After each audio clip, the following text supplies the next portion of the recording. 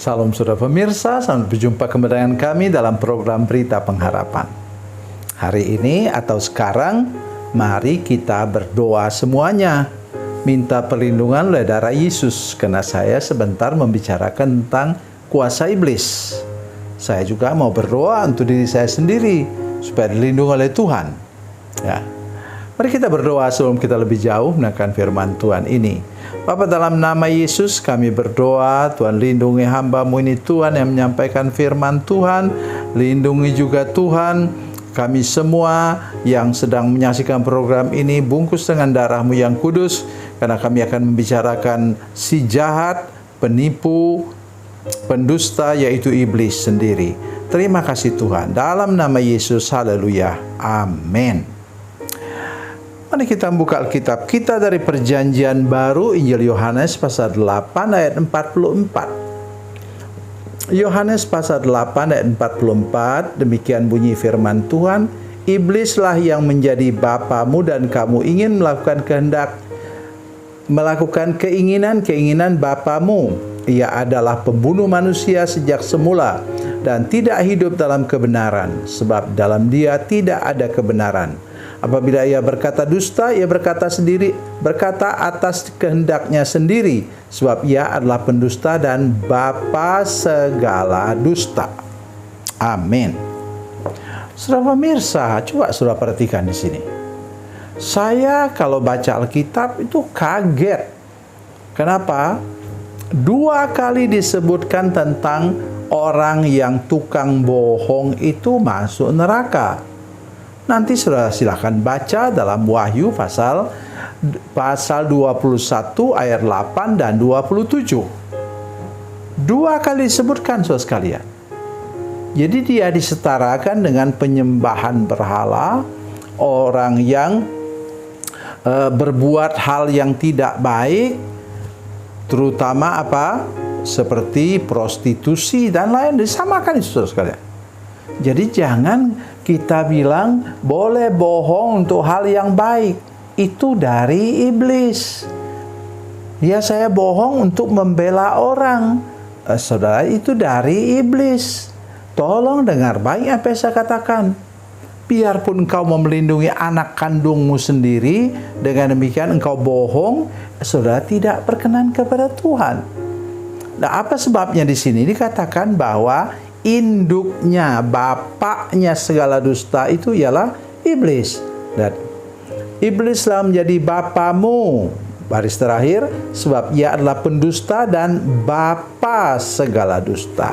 Induknya pendusta. Jadi dia tidak bisa berbuat hal yang lain daripada bohong. Itu yang kita renungkan bersama-sama. Saya baca lagi satu ayat untuk menolong kita.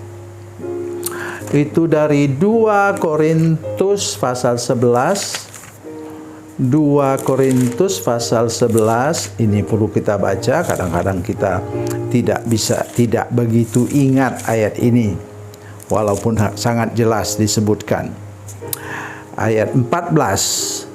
2 Korintus 11 ayat 14.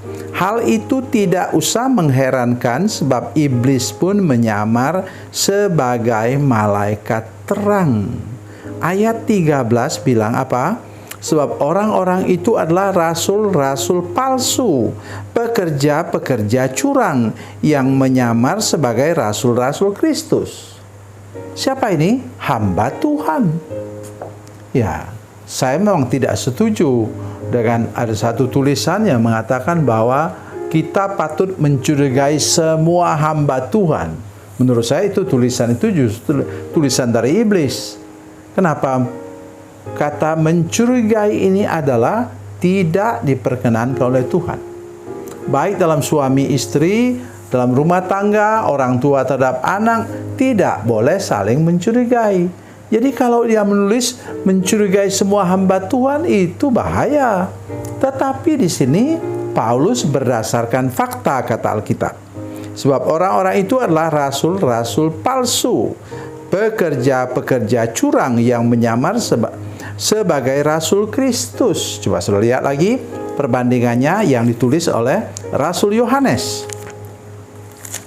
Mari kita lihat 1 Yohanes pasal 4 ayat 4.